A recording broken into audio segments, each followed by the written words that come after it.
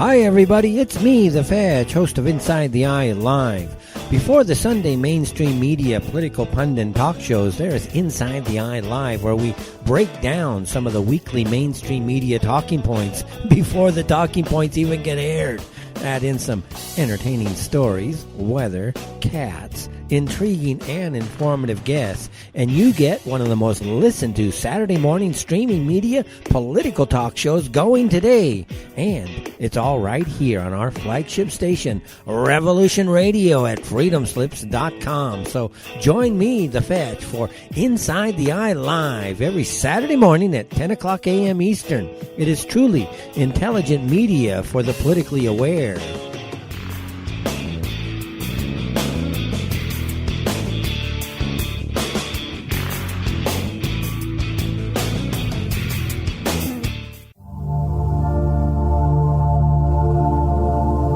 Welcome to Sacred Matrix, a divine paradigm of love and universal consciousness, with your host, Janet Kira Lessin and Dr. Sasha Lessin.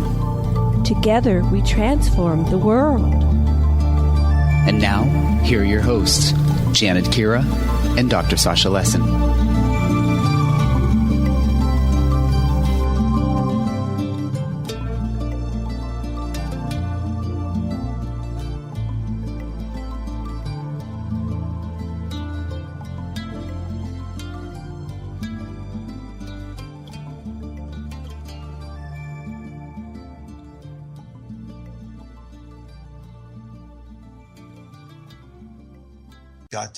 He's forced governments to make public, to having direct experience. It's obvious to me that certain people have been chosen way beyond synchronicities that are random to be ambassadors of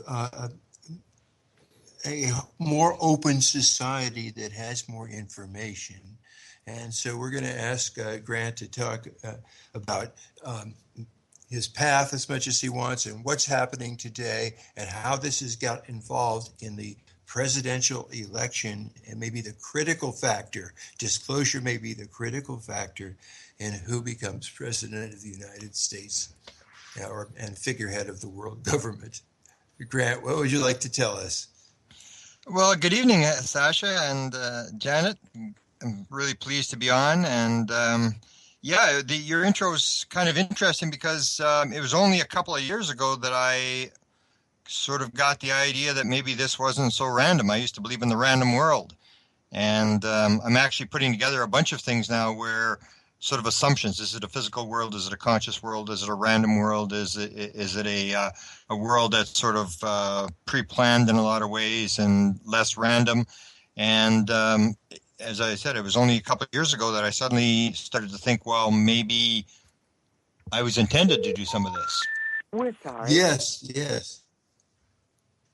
Yeah, we got somebody there. I'm trying to get Janet on with us. Oh, okay. We're having a few Skype issues this evening. Yeah, okay. So in existentialism, we say that your intentions are manifest in your results. So what you have now is the consciousness that you now have, and we have to assume it's a good assumption that that was your unconscious intention because that's what you got, and at least that makes you responsible for it. Yeah. And once you realize that, then you sort of appreciate it a bit more. Before then, it was sort of like you're waiting for something to happen. I think in a lot of ways, when you get the disclosure movement and things like this, I think people are still sort of outside observers waiting for something to happen to them, where they figure that this is something they need or whatever. Whereas in fact, it comes when we sort of manifest it, when we actually work on it. Mm-hmm. Mm-hmm. So it's been exciting. Go ahead. Once people confront the evidence and they listen to actual witnesses like you and other people, and they feel the person talking to them, they can't not know because it's resonating with a larger truth. And so that's what you have on your side ultimately, is that the deeper truth resonates, and once people review the evidence, their intellect will take them to the same place that you got. Yeah, and it's a powerful thing to be with the people who are actually telling the stories. That a lot of times, like you and I, Janet, we have sort of the opportunity, we're in these conferences, and especially in the experiencer sessions that take place at a lot of the conferences now, where you hear these people telling the stories. Sometimes you sort of miss the importance of those stories because you're an outsider just listening to this or reading it, and you don't actually go face to face. A lot of times when you actually meet a person face to face, you suddenly realize, well, this person's not an evil person. They're just a person just like me, and they've got an important story to tell, which is one of the other revelations that I sort of got. Was I moved away from sightings, which I still consider to be, pretty much a waste of time, except that it sort of raises the consciousness of people that something's going on. But I became much more aware of the importance of listening to the experiencers, the people who actually are claiming that they are interacting with this phenomenon, and they're getting messages and this sort of thing. And when you meet them, and I think you will agree with this, that when you're in these experiencer sessions and you hear these people, it's very, very powerful that these people are not making this stuff up. This is the way it is. And they're telling a common story that resonates a number of times with our own stories when we go in there. Yes, definitely.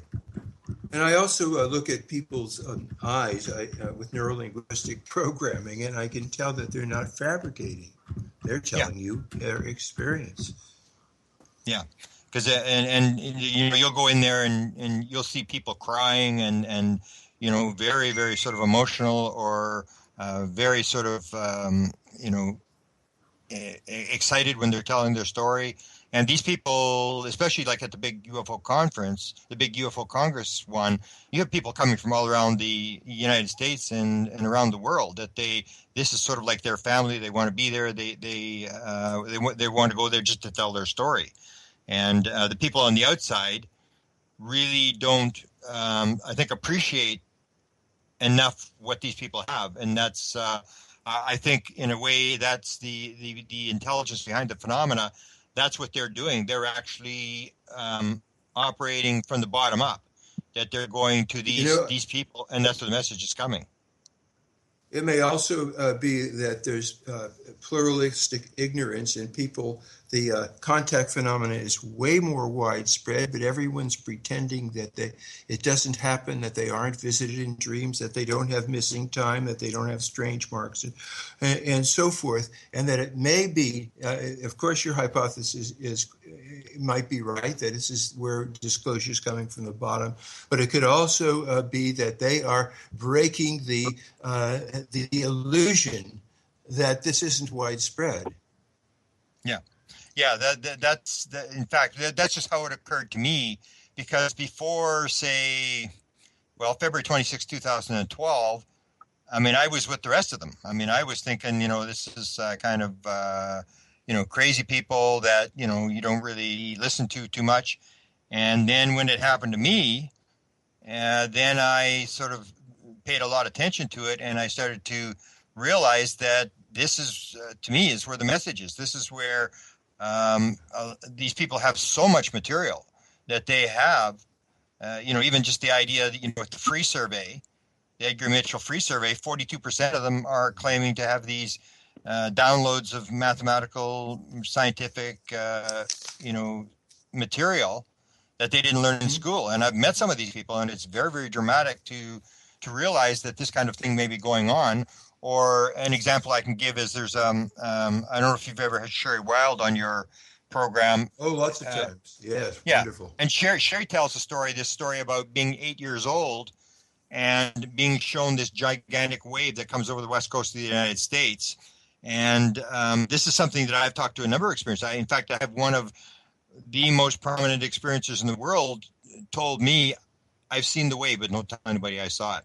And so you have this. So when Sherry Wilde was shown this, she was shown this at 8 years old. And of course, there's always a story that these young children are shown these catastrophic sort of future scenarios of what might be happening on Earth. And Sherry said to the Ba, who was the being that she was dealing with, and she started crying. She said, "Well, why are you showing this to me? Why don't you go to the president? Why don't you go to somebody that can do something about this?" And then she was told it all starts with one. And that's where I've got this idea that we sort of have an idea that if we've got the right idea and we're the sort of the light on the hill, then we go into another country, we invade the country, and we take over, and we tell them what kind of religion and what kind of food to buy and how to live their lives. And next thing you know, they're shooting at us. And we sort of think that that's the way information is handed down. But you can see that the intelligence behind the phenomena is not using that method. It's not this invasion and then we show you what to do. It's this sort of indirect way, or almost like breadcrumb type things, where they'll leave little things that we're trying to figure out, like crop circles or cattle mutilations or whatever it is, and we're sitting there scratching our heads. And it appears to me, and that's just my impression, that this is a thing where they're dragging us along, and that when we come up with the idea that we have figured it out, then it's solid in our head. There's no way anybody's going to shift us. So they're making us think that we're coming up with the idea by sort of dropping us these little hints as to what's going on, rather than coming down and sort of preaching to us. I do get that a lot.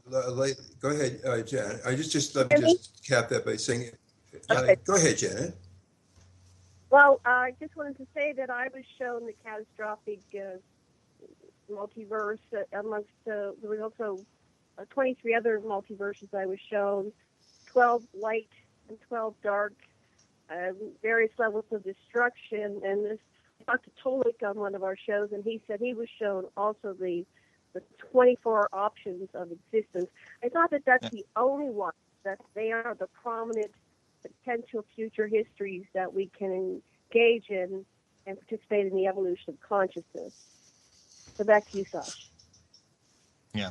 And to me, it's like, why would you not listen to these people? I mean, to me, it's like, and the more I look at it, the more I say, this is where the answer is. I mean, these people, it's a matter of interpreting. People say, well, maybe they just imagined they saw it. Well, maybe that's true. And the same as somebody may imagine they saw a UFO, or they imagine that they're a skeptic, or they imagine this, or that can always say that about anybody's experience. But when you get these people who are telling this kind of stuff, I say, like, wow, I mean, I just can't get enough of trying to track these people down, hear their stories, and sort of put it all together, because to me, it seems to be where the answer lies.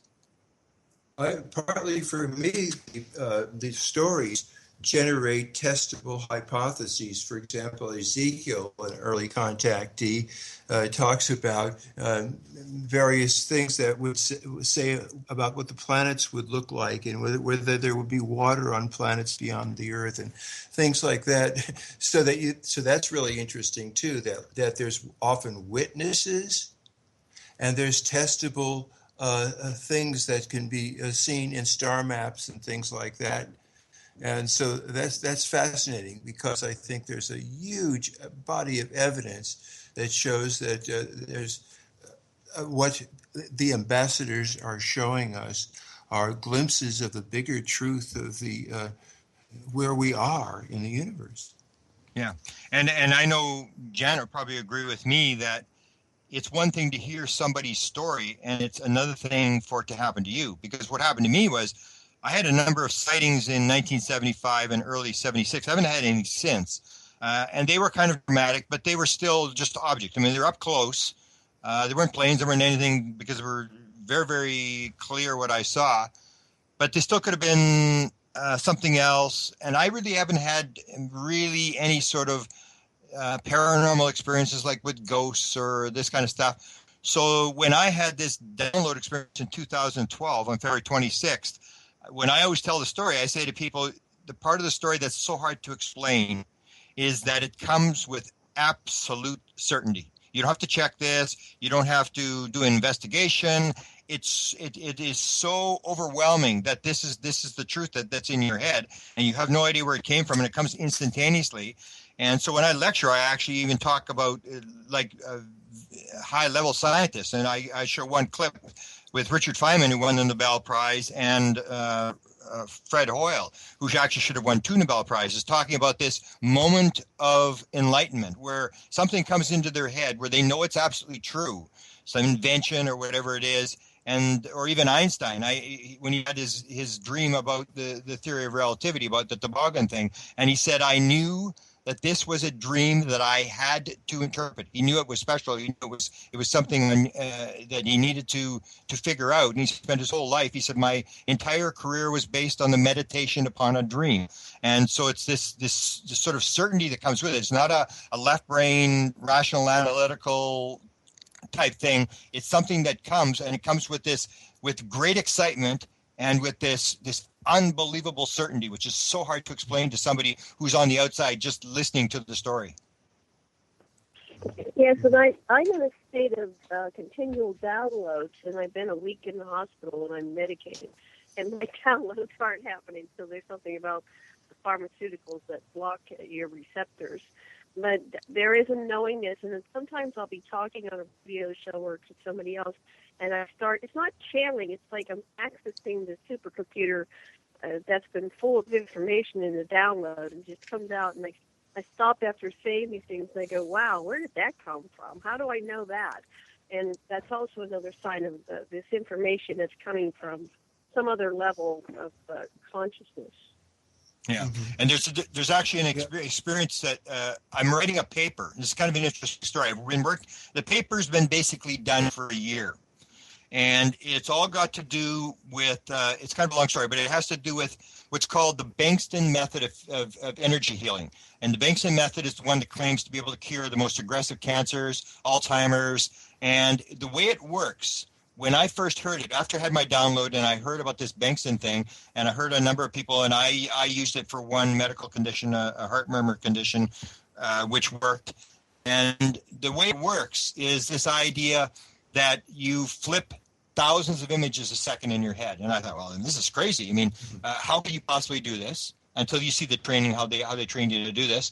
And the second thing was, who would ever have thought this up? This is the stupidest thing I've ever heard in my life. Like, who would ever think, well, I'm going to sit here and try to flip a couple thousand images a second in my head, and then at the end it's going to cure cancer. It just made no sense where this idea came from. And so when I went for the training in the United States, and what I found out was that the Bankston, he's a sociologist who runs this thing, and he was taught it by a psychic. And later on, I found it in his book, the psychic, that mentions that the psychic claimed he was from another solar system. He claimed he was a hybrid or an extraterrestrial. And Bankston, I don't think, still doesn't believe this, that this guy was. He just thought he was sort of a little delusional. And the important thing is with that is you see these crossovers. And this is this paper that I'm doing, is the crossovers. Have you had Susie Hansen on your show from New Zealand? Okay, Susie Hansen has almost total recall of her events, and she tells a story. So I'm listening to her tell her story, and she talks about this event in February of 2010.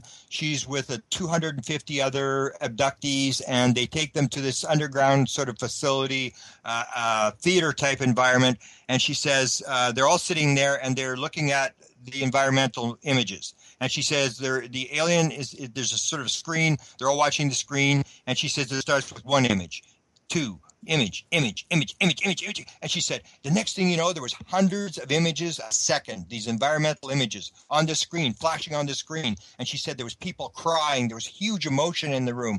And she said, and then the great comes out, and he just sort of waves his hand, and the calm is, everybody just suddenly becomes calm, but the emotion and the images remain in everybody's head. So when I saw that, I went, holy cow, this is the Bankston method. This is the same thing. This is this using these images to impress upon somebody an idea. And now another one that has just come up is, if you know the story about the school children in Rhodesia in 1994 that John Mack went over, the 62 school kids. Yeah. Okay, so these school kids, the 62 school kids, there's one has come forward, and she spoke at UFO Congress, if you saw it last year, and apparently everybody in the room was crying when she told her story. This is Emily Trim. And Emily Trim tells the story. She's on the outskirts of the schoolyard when this UFO lands and the little alien is out there. And she said they're playing this game where they're running along the logs. There's a boundary of logs on the outside of the schoolyard. She and her friend are running on these logs, and they're sort of skipping along these logs. And she said all of a sudden there's a flash and this sort of a silver object. And then the next thing she knows, there's this alien, sort of a gray with longer hair, actually imitating them, bouncing along, but he's not on the ground. He's sort of in the air, and he's bouncing along beside her as she's running along these logs. And then she says, next thing she knows, the alien is right in front of her, and they're frozen. And then she describes this thing. She says, and suddenly there's these images in her head, these hundreds of images at a time flashing in her head, and hers are images to do with technology. And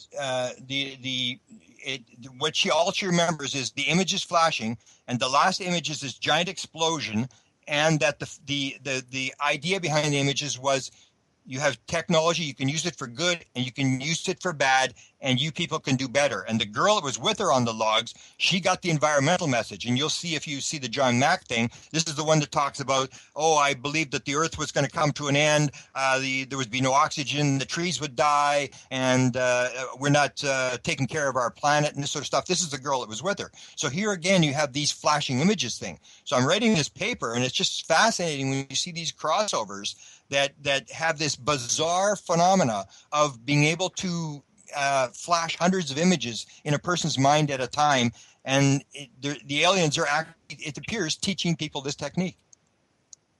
And that's what happened when I was shown the 24 different multiverses.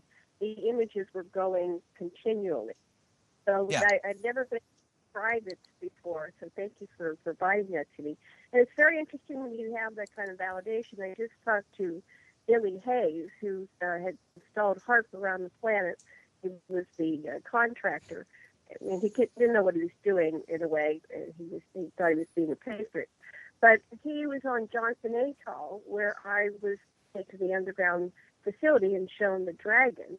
And he said, yeah, it's there. I've been in it. It's 13 floors down. So it's just jaw-dropping when you get someone else that comes up and validates your reality that there are these things, they're true. You know, they happen and they're true. So that's what's important about what we're doing with free and this whole experience or phenomena, connecting the dots so we can coordinate this information and give people permission to speak, because right now they're afraid to speak because they're afraid that people will think they're crazy, which they're not. Yeah. But it is sort of like a consciousness. Like Ray Hernandez always uses the analogy. I like it. He said, we're like the gays of the 1960s. It's like little groups are forming, and it's getting a little bigger and a little bigger. And you'll get to the point where everybody's going to go like, what's the big deal? You know, it's like the gays wanting to get married. What's the big deal? Let them do it. It's like everybody's just going to sort of accept it. It's like nothing happens overnight. So we have to go through that process. But it is happening. I know with the group, I have a group here. There's one now in Toronto. These experiencer groups are popping up all over the place where people actually are able to talk, and that's what you need. Like this Emily Trim, I was trying to talk to her, but there's a researcher in the way who is sort of interpreting all her stuff, and he's talking about how stressed out she is. And it's like you've got to let her tell her story. I mean, you absolutely cannot sort of keep her in the, because I mean you have these things like if you've ever, Shirley Wild talks about this, attempting suicide a few times, that it can be very, very traumatic experience unless you deal with it. And so we are providing these facilities for people to come out and talk about it, and that's where this idea of evil comes from. You have this idea where you have experiencers who believe that when it first happens to them, that this is the worst thing that ever happened in their life. And I mean, their life just comes apart. And then when they go through regression, they go through talking to other experiencers and stuff. And the next thing you know, they're saving the world, and you can't shut them up. I mean, it's sort of this whole idea of what's actually going on is very much dependent upon how much you've actually gone through sort of a psychoanalysis of your situation.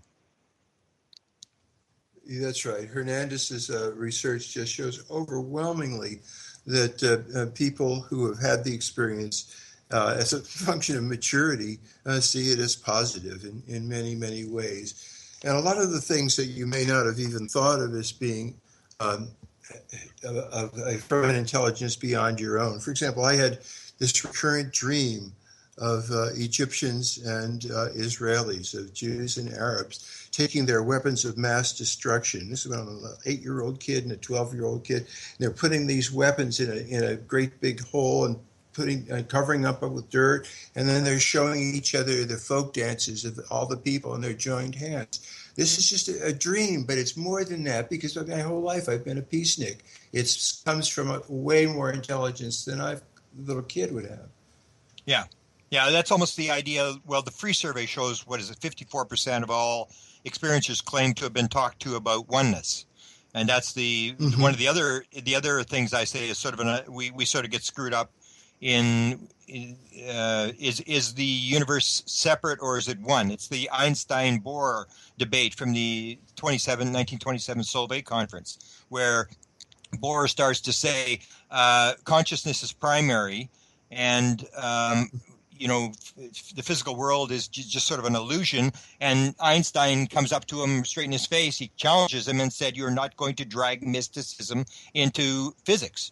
And so it comes down to this debate of is the world physical, or is the world sort of a lot less physical and a lot more in terms of consciousness? And that's a debate that really, you take 1927, this debate started, and it still hasn't been resolved. You still have the vast majority of the scientific community who are determined not let this mystical view of the universe enter into the thing. And so it comes down to this thing: is it one, or is it's separate? So if you believe you're separate, then if you're Israeli and Arab, then it's like me versus you, good versus bad, and the war continues. But when you suddenly get the oneness thing, where you suddenly realize this message that the aliens are trying to get across, that we're all just leaves on the same tree, and the tree needs us, and we need the tree, then you have the world where Ronald Reagan talked about how we'd all realize we're one, we're one, and we're all just, as he called it, children of God, and that was this oneness message that even Reagan was putting out. So that these are things that, as I said, 4 years ago, I look back, I was like totally out to lunch 4 years ago compared to the way I see the world now. It's completely different. Yeah, I was watching the year you shifted, and I was in the front row of the audience at the UFO Congress, and I went, wow, what's happened to Grant? I knew right away something happened to Grant. And speaking of Reagan, he's born on my birthday, February 6th, different years, of course, but we're both February 6th Aquarians, which is kind of ironic. And I've always identified what he was saying, and I think that he was a contactee, if you look back on it, because he was like us, he knows things and he wants to say it. Plus, he was probably in the loop. There's a lot of evidence about that. And that's, of course, your forte, the presidents and who knew what and what's going on. So I guess we'll keep addressing this experiencer thing, but at some point, I'd like to address what's going on with the current presidential race and Hillary and Podesta. Well, I don't know if you saw the quote. Yeah, Linda was quoting me, and it occurred to me, because you've been at, probably as long as I have, and after a while you get kind of disillusioned with what's going on. It's like another year, another promise of disclosure, and it just goes on, and you sort of get diluted, worn out with the whole thing. But I said when this WikiLeaks, because when I wrote the book, the Clinton UFO storybook, and a lot of that book is about John Podesta, and I've been saying for a long time, do not watch Hillary. Watch John Podesta. He's the guy to watch. Forget about Hillary and what Hillary's saying. This guy is the most powerful guy definitely in the Democratic Party. 40% of all the top level officials in the Obama administration come from his think tank. He's a very, very powerful guy, and he's an open government guy, and he's obsessed with UFOs. And when I heard that his email had been hacked, and that they were starting to dump this stuff, I saw the first couple of UFO emails, and that's when I made this thing. And the more I look at it, the more it appears to me that this may be the case is, it's always like the government has the ultimate power and they can always shut down disclosure and there's nothing we can do about it. And I said, this could be the uncontrollable situation that brings disclosure. This could be, if people always say the UFO crashes in downtown New York City and they can't cover it up. And this is almost what's happening now. They cannot stop these leaks. They have at the Ecuador embassy, they've shut off Julian Assange's internet access, but he knew this might happen. So the emails are being leaked from other places. The U.S. government cannot shut these emails down. And I knew a lot of different people who had written to him, and I realized, especially when we saw some of the really heavy duty stuff coming from Tom DeLonge and the generals and stuff, you realize like, wow, this could be something that will actually unravel the whole thing. Because, and I don't know how much have you discussed this on your show yet, or should we just maybe go through what's actually? Yeah, I'll give you this. I'll sort of give you the scenario of what happened, because you got to see what Podesta's doing in terms of what's happening with the emails. Podesta, the number one tweet when I knew something was going on was this tweet that he does the day before he leaves the Barack Obama administration. This is this February 18th, I think it was, 2015. He leaves the Barack Obama administration. He'd been there for about 14 months. And he said in the tweet, he says, once again, which means to me that he had talked to somebody before Barack Obama, and that would have been Bill Clinton. Once again, my biggest disappointment, 2014, was not getting the disclosure of the UFO documents, or however he phrased it. So when he put that out, I knew enough about John Podesta because during the Clinton administration, I'd written a lot about the Clinton administration. I knew that he was known as the X-Files man in the Clinton administration. He was a guy that actually claimed that didn't matter how important business was in the White House, when X-Files was on, he went home and watched X-Files. He was obsessed with X-Files, and he had in his entry room into his office, he had all this X-Files paraphernalia and stuff like this, and was very open about the fact that he was interested. He'd actually phoned Area 51 to see what was going on, and had this sort of obsession. And when I filed after the Clinton left office, you got 5 years, and then I filed the FOIAs, and one of the FOIAs I filed for, I had discovered that when he had his 50th birthday party in the Clinton White House, they had an X-Files birthday party for him, and that Bill and Hillary Clinton had dressed up as the X-Files characters. And so I wanted the 84 photographs or 83 photographs and the videotape from there. That was the only FOIA that I was refused. I went to appeal, and then Bill Clinton and Bruce Lindsay turned it down on appeal. And then later on, I think it was last year, I think they released all the correspondence from that 50th birthday party. So they notified me all the 60 pages of stuff. And I figured, there's just going to be happy birthday, John, and all this kind of stuff. And then I wrote the archivist back, and I says, does this mean that the photos and the video is open now? She said, you were told in 2010, it's closed. It's closed. You've been denied those. And it was like, so you got to have this background of who this guy is, whose emails are being leaked. I mean, this is like a major player in the UFO thing. And he's at the center of power. He was for 6.5 years in the Clinton administration, 3 years as chief of staff. He was the transition guy. He's the guy that put all the people in the Barack Obama administration. He was offered position in the Barack Obama administration, turned down Barack Obama, and said, no, he's going back to his institute. Came back for a year, worked with Barack Obama, then quits to run the Hillary Clinton campaign. So now all these emails are leaking out. But what happens is he has both Steve Bassett and I picked up on this, on the fact that he had made this initial tweet, and he copied Marie Dowd, which took us a year, because what happens with John Podesta is, he says he likes to be part of the cult of non-personality. He doesn't tweet often. He doesn't do interviews. He sits in the background like the Wizard of Oz behind the curtain, and he pulls the strings. That's his deal. He's an operative. He's he's really, really sharp, but he's never in front. He never takes a front profile. So when in that email, when he copied Marie Dowd, I didn't even know this. Steve Bassett pointed this out to me, and I said, this is New York Times. The New York Times has always been seen as the newspaper that doesn't do UFO stuff. I mean, they're really anti-UFO. So it was like, why is he copying Marie Dowd? And I didn't figure this out for almost a year. And then suddenly I found out that in 1997, when the the Roswell crash happened, Bill Clinton had forced, through Lawrence Rockefeller, had actually forced 2 studies to be done in Rockefeller on the Roswell report. One was 1995, and that's when Bill Clinton came out. After that report came out, Bill Clinton goes to Belfast, Northern Ireland, and he makes this famous speech. He said, Ryan, if you're out in the audience tonight, here's the answer to your letter. No, as far as I know, a UFO did not crash in Roswell, New Mexico. But if the U.S. Air Force did recover bodies, they didn't tell me about it either, and I want to know. And so in 1997, the U.S. Air Force, not because they want to do UFOs, not because they've got some money they need to spend, but because they were forced to do it, had to do a second report on Roswell. And that was because Bill Clinton had said, they didn't tell me about the bodies. There was no mention of the bodies, people seeing bodies, in the first report. So they had to do a second report. That's where they come out with the crazy crash test dummy thing, 1953. They're dropping dummies, and people misinterpreted it as 1947 and 4-foot-tall aliens, all this nonsense. And Marie Dowd from the New York Times writes an article. She's at the news conference when they're trying to explain this thing, and people are laughing. All the reporters are laughing. And she writes, she said, this proves that Roswell's for real. I mean, this is the stupidest thing I ever heard. This actually confirms that it's for real. And this is why he copies her on the tweet. But he doesn't say that I'm copying her on the tweet or who she is or whatever. And this is how Podesta's working. He's in behind the scenes.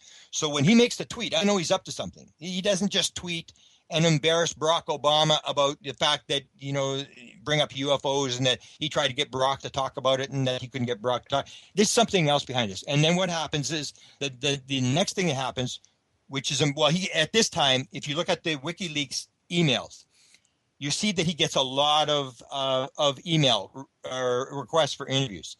And one is from, and I contacted him. He didn't contact me back. He's a reporter with National Public Radio in Wisconsin.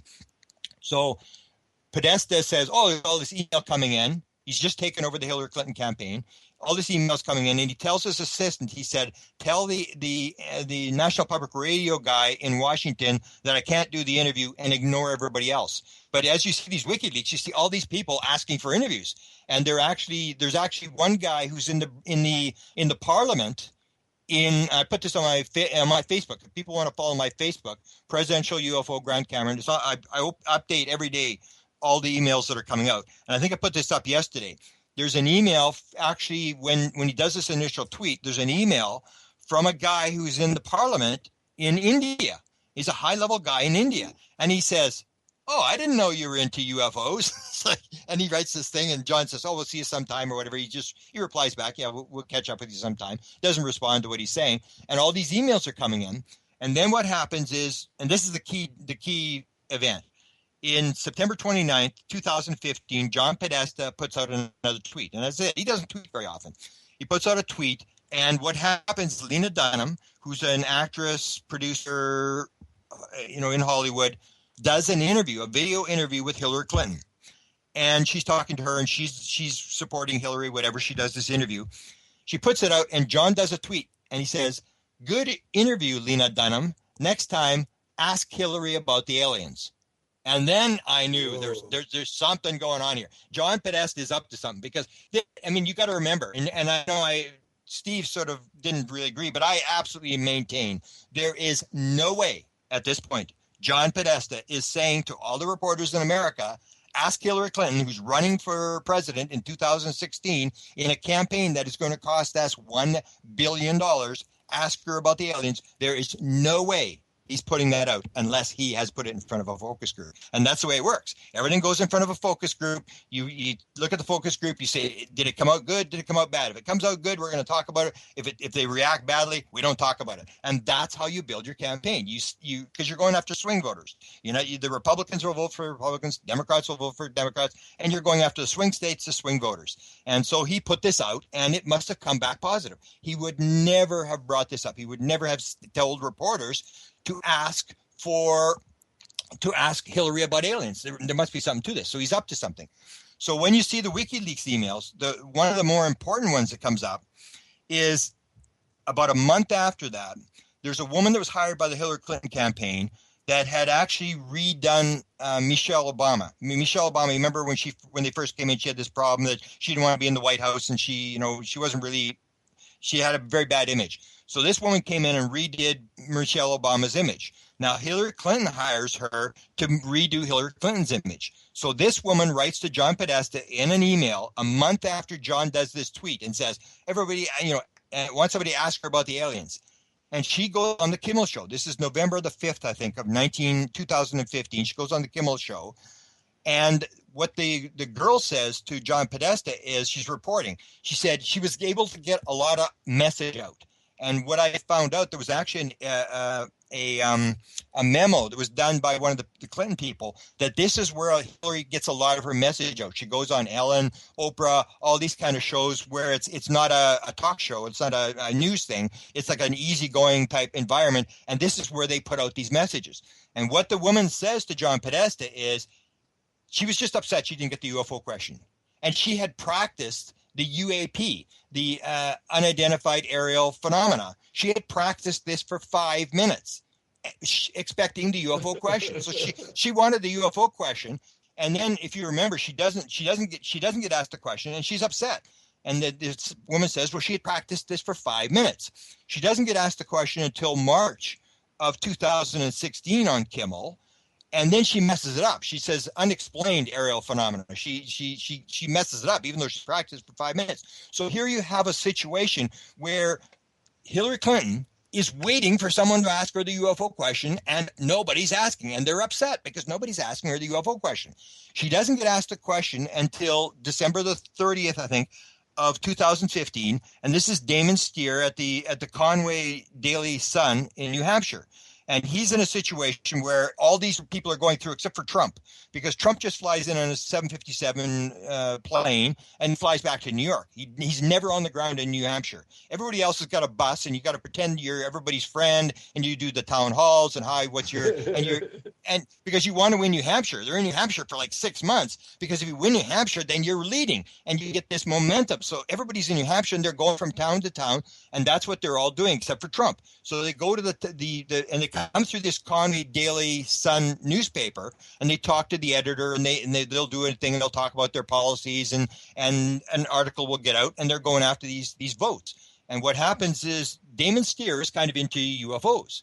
So he asked her in 2007, and then he asked her in this campaign. I'll talk about this one first. So he asked her about UFOs. What about UFOs? And she says, oh, I'm really interested in it. She said, when I get in, I'm actually going to disclose. I'm going to look at national security, and whatever's in that national security, I'm going to get out as much as I can. And that's when the story breaks. John Podesta gets his wish. Finally, somebody asks Hillary Clinton about the UFOs, and the thing goes absolutely viral. I mean, it goes around the world. Russians, everybody's picking this story up about her getting asked a UFO question. And then it's like the media, after the 24-hour news cycle, it goes to page 32, and then people forget about it and they go on to something else. But she gets asked the question.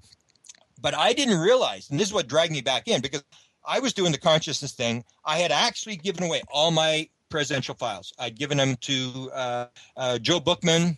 He was one of the people on the panel at the citizens' hearing that was a sort of a spokes with the senators and congressmen. And he's very much a political guy. He said, well, I'm really not interested in this garbage anymore. I believe the president knows what's going on, but he's never going to tell you. This is a total waste of time. So I gave him all my Rockefeller Initiative documents, all my FOIA stuff from the Clinton. I said, I don't think I'm ever going to do anything with this, and I'll give it to you, and maybe you can do something with it, or at least keep it in safekeeping. So he went and put this stuff in a vault. What I found out when Damon Steer produces this article at the end of December is that he actually talked to Hillary about this in 2007 already. And he never put it in the paper because it wasn't that big a deal. Or I think they put some little thing, but it never got picked up by anybody. And that's where she says, and he puts in the article last year, he puts in the fact that Hillary says to him in 2007, oh, yeah, I'm interested in this. Do you know that the most requested item at the Clinton Library is UFOs? That's the most requested FOIA. And I'm going, holy cow, this is my stuff. These are my FOIAs. And I'm going, Hillary Clinton knows what I did, and that dragged me back into this thing. It was like, holy cow, I'm good, because I'd done all the Clinton stuff. I'd written all the stuff, and I'd gone to the rock, and I said, okay, I'll just put the book together, and if she wins, well, then maybe we'll have this out. It'll be the official story of the Clintons, and it's like 320 pages. The Clintons are very much into UFOs. So the story gets told, and it gets going. Now, one of the emails we have not seen yet, and this is where I'm saying, I think there's 28,000 emails out now, and they're claiming there's 50,000 emails.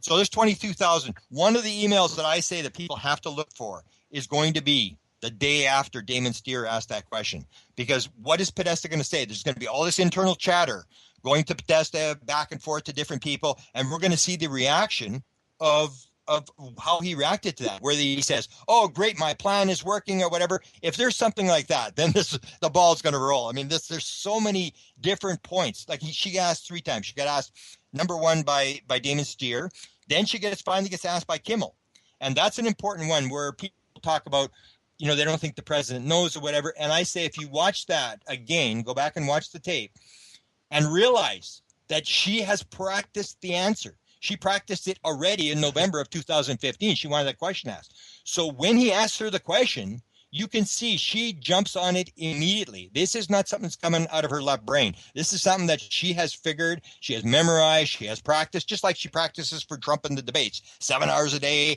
John Podesta standing on a chair and screaming at her, all these different insults and stuff to get her ready for the debates. This is how Hillary does it. Hillary's practicing. So when Kimmel asks her, and she brings up the UAP thing, which she was planned to do, and then he asks her what I call the $64,000 question, which is the president doesn't know what's going on.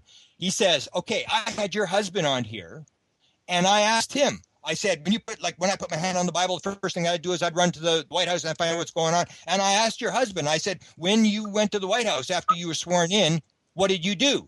And he said to me, he couldn't find anything. And so what do you say?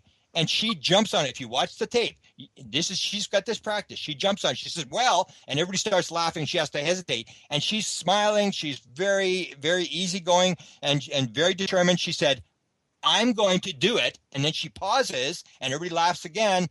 And she had the answer ready. So this was a practice answer. This was not something she came up with. This is what I say. This whole Podesta thing, this whole thing of ask Hillary the questions is part of some sort of plan. This is not something they're doing to get, 50 votes or whatever. This is a carefully orchestrated thing. And then she takes the question from the day before the New York primary. She takes the question from this morning talk show.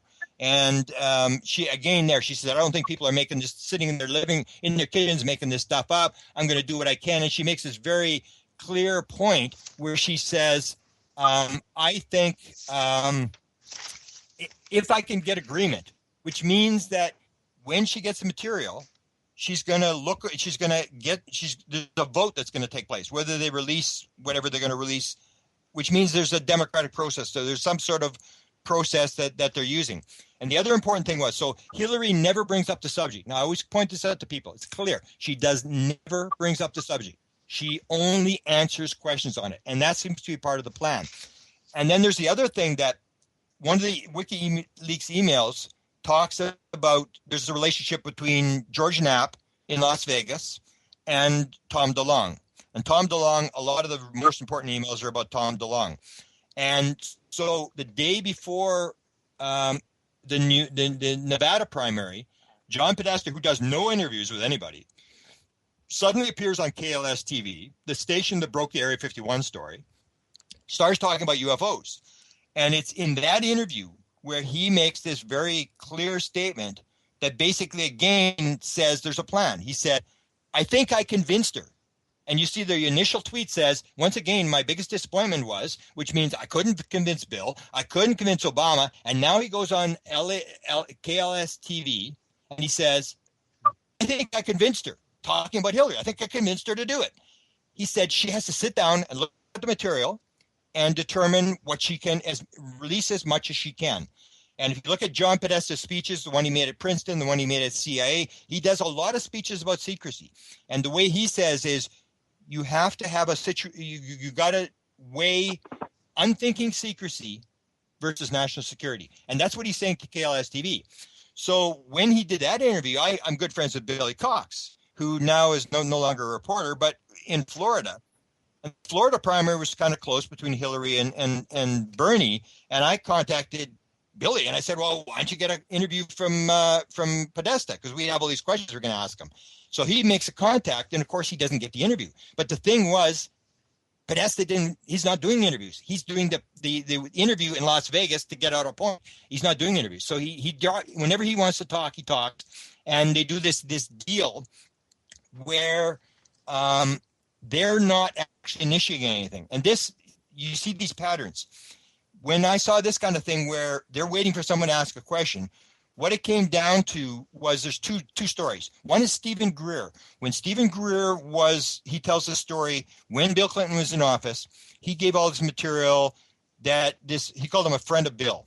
So this friend of Bill takes the material to Bill Clinton, and then he comes back out. And this is the guy that says he doesn't want to end up like JFK, and Greer laughs and stuff. And he said, no, I'm serious. He doesn't want to end up like JFK and this idea that he'll get killed. And he said, Bill's message is, I can't do it, but you can. And this is the same idea. The government, it's not like the government can't take an initiative to do something. It has to be the people forcing the issue or somebody asking the question. And then I heard there's this group, I'll maybe talk about this as we go along. There's this group of people, this whole initiative, like there's some sort of disclosure thing coming here. And the people that I'm talking to, and I know some of the people in this thing, and what they told me, this was a year ago already, was that they can't have their fingerprint on it. And I said, yeah, right. Good luck. I mean, it's always going to be linked back to the government.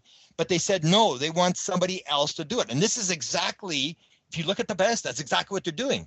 And I don't know why they're doing it or what kind of psychological thing or law, whether it keeps them out of the penitentiary or what. I don't know why they're doing this, but it's this initiative where they're waiting for questions. So you have these emails that haven't come out, these questions. Every time she gets asked a question, we wait for that email to see what's actually going to happen. What does Podesta say behind the scenes? Because they can't stop. They can't make these emails disappear now. Whatever he said is going to come out, and we're going to see it. So then you come to the DeLong emails, which are the ones that are all over the internet now, and they are very significant. They are very important. And this is Tom DeLong, who's this musician guy who's very much into UFOs. And I disagree with his premise. He's into the thing about evil aliens, and I'm going to write a paper about this. But anyway, he has this idea. He's very intrigued, and he goes to, I believe the guy he deals with is Robert Weiss, who's the head of Lockheed Skunk Works. He gets a meeting with him. And he talks about this initiative where I'm this young guy, you're the government, you look bad on this subject, you're not getting the message across. I've got this media empire, I deal with kids, I've got all these people watching me, whatever, and I can get this message out. And they seem to play along with this. And he claims, and I know not all the people, but I know some of the people, and some of the names have actually been released. And he gathers together what he says are 10 people. And one of them is Podesta. So he gathers these people and they start to feed him this material. And he's going around, and it's almost the same thing that Stephen Greer did, where he's got all these inside people who are telling him what's going on. It's like the Robert Emmerich thing in the 1970s, where suddenly they tell him to do this documentary on UFOs. It's the same as Bill Moore. It's Bill Moore's Avery all over again. 12, birds, and they're all telling him, and he's leaking that kind of stuff and not releasing people's names, and this sort of gradual disclosure thing going on. So Tom is doing this. And so what happens is, he has this correspondence with John Podesta, and it starts to leak. But the important part is how it got set up. And Tom DeLong has talked about this in interviews. And what he says happened was he contacts John Podesta as one of the people he wants in his group, because he knows John Podesta is into UFOs. He knows John Podesta is very powerful in the government. He contacts John Podesta. He gets him on the phone. He says, John, here's my plan. And he makes his whole sales pitch. I'm this musician guy, and I've got, I can get records out, and I can get to the young people. You can't get to the young people. You're not getting the message across. Yada. And he says he's talking, and John is saying nothing. He's just listening. He's talking. And then finally he gets to the end, and John doesn't say anything. He hasn't asked a question, nothing. And then he goes, oh, okay, that's all I've got. And John says, okay, I'm kind of busy. Give me a call back in a couple of months. So he hangs up the phone, and Tom DeLong figures, like, this has been a total waste of time. And he just some crazy musician or whatever. This is the critical. These are the emails you're going to be waiting for, the WikiLeaks emails. John, according to Tom DeLong, he said 2 months later, suddenly there was a flurry of emails in my box from John Podesta. And John Podesta said, okay, I'm ready to play the game. This is of tremendous significance. I need you to come to Washington. Those are the emails you're waiting for. is this flurry of emails from John Podesta to Tom DeLonge saying, because everybody knows there's no ifs, ands, or buts what Tom DeLonge is doing. Tom DeLonge believes he's disclosing the UFO secret to America. He believes it's like Bill Moore, like Stephen Greer. He believes he's the Messiah. He's going to bring this message out. And what he says is he got these emails where John said, I'm ready to play the game. So to me, that indicated that Podesta, everything's played by the rules. So Podesta is this guy, he's very straight shooter, plays by the rules, and he doesn't say anything. He doesn't commit to anything when he's first talking to Tom DeLonge. And then he goes and makes the inquiries behind the scenes. What's going on? Who is this guy? Is there something going on? And they decide, yes, we can use Tom. And this is what I'm saying goes on. He's going to be managed. They're going to get him. They're going to get a message out through him. They want stuff released, but they're still going to try to control the classified material. So John Podesta agrees to play this game. So what happens is with the WikiLeaks emails is suddenly there's this leak where there's an email from Tom DeLonge to John Podesta that says, I've got a couple of my major players that I want you to meet. And then the next email is this famous now January 25th, 2016. It's an appointment thing where John Podesta sets up John Podesta's secretary, whose name is ERYN Sepp, and she's very upset. She if you look at her Twitter page, she's just distraught because she's been dragged into this whole thing, because a lot of these emails from different WikiLeaks emails are dragged into her, and she says, I cry every night. You people don't realize how stressful this is. I mean, I'm just a mother with kids, and I don't deserve this. And she's the one that puts this thing up. And there's this Google Hangout meeting, which takes place from 12:30. Well, I think we reached the break. Pause right there. Back in 5 minutes.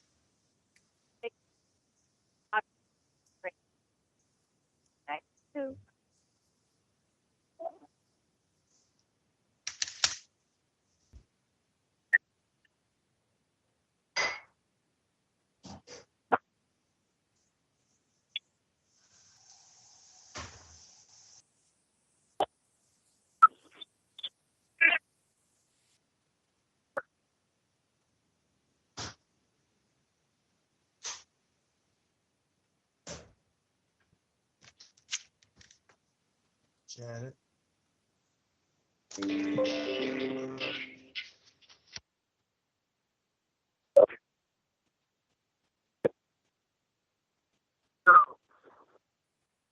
Aloha and welcome back to the Sacred Matrix on Revolution Radio at freedomslips.com. And I am your host, Jen Lessin, with Dr. Sasha Lessin and our guest, Grant Cameron. Before we get back to our show, I'd like to remind everybody to please go over and make a donation on freedomslips.com. $1, $5, $15, $20, $100, whatever you can afford is greatly appreciated. And we do thank you very much for your donation. Thomas Becker, are there any specials going on right now? No, ma'am. We're at $25.85 and we need $26.60, so we're less than $100 away. Wow, somebody go and make a donation. Sasha, would you like to say something before we bring back Gramps? Are you there? Okay, we'll just go right to Gramps. Gramps, are you there? I'm still here, yes. If you can hear me, I'm here. I can hear you. He might be on mute or something. So anyway, let's proceed. Where were we when you... Janet, can you hear me? Yep. Janet, Now I can hear you, me? Sasha. Yep. Oh, okay. No, I would just say that I just, from my perspective, I think Hillary can disclose ultimately because the alien presence is ameliorative, because they have prevented several times us blowing ourselves up, and they are here helping us actively. So I think she can allow that ultimately. Yeah, and in some ways, she's actually disclosed already. She's the first high-level official to ever say they may actually be here. I mean, everybody else will say, oh, there's life in outer space. Yeah, I believe there might be microbes on Mars or whatever.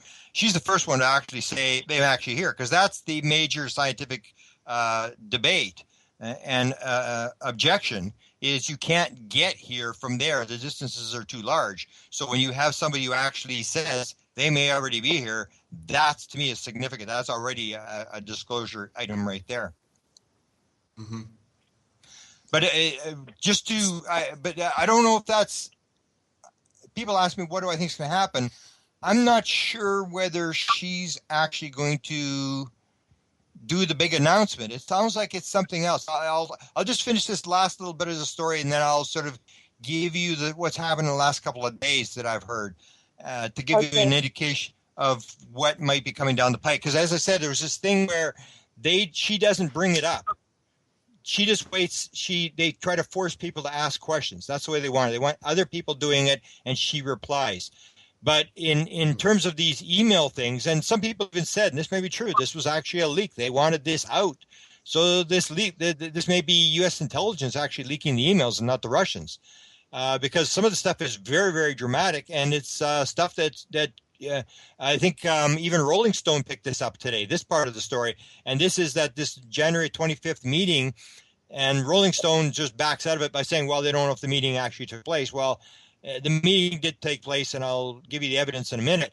And there was 3 high-level people with John Podesta, with on a Google Hangout meeting, Tom DeLonge, John Podesta's one of his assistants, and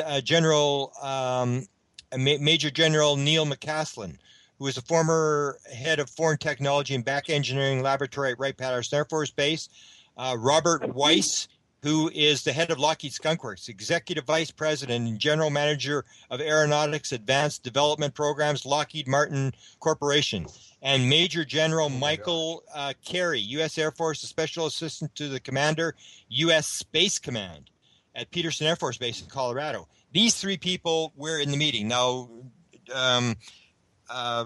Rolling Stone today is saying, well, no, there's no evidence that they were there. But later in the day, Tom DeLonge sends an email to John Podesta, which has already been leaked by WikiLeaks, and it says, well, McCaslin came across as a skeptic, but he's not a skeptic. He's the guy that's helping me set this thing up. He has to say that in public. So I guess during the meeting he played the skeptic thing. And then there's the real dramatic one, and this is one of the other emails that you got to be waiting for. A month after that meeting, in February of this year, Tom DeLonge writes an email to John Podesta, and in that email he said, I got an email from Weiss, head of Lockheed Skunk Works, the back engineers, the flying saucer, the whole Ben Rich, where we always thought that the UFOs were being back engineered. So Weiss has contacted me, and he wants to know if you have any follow-ups. And he said, I know you're busy, and even if there's a little bit, if there's something I can pass on to the group. So basically, what it appears that John Podesta in that January the 25th meeting had made some sort of promise to look into something or to find something.